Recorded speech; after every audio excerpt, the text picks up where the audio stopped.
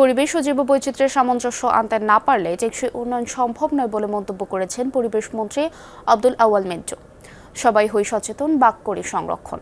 এই প্রতিবাদে বিশ্ব বাঘ দিবস উপলক্ষে রাজধানীর আগারগাঁওয়ে বন অধিদপ্তরের আলোচনায় সভায় এমন মন্তব্য করেন তিনি। বলেন, বাঘ সংরক্ষণ মানেই সুন্দরবন সংরক্ষণ করা। বিশ্বে বাঘের সংখ্যা দ্রুত কমে যাচ্ছে উল্লেখ করে সবাইকে সচেতন হওয়ার আহ্বান জানান তিনি।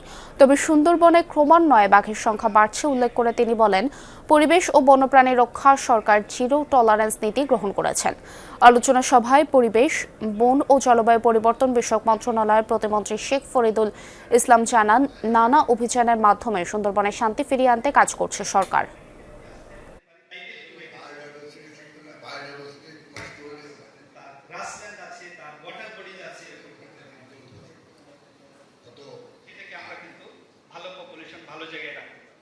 জীববৈচিত্র্য, জলাভূমি, বন ও বন্যপ্রাণী সংরক্ষণ ও নিরাপত্তা বিধান করা রাষ্ট্রের দায়িত্ব।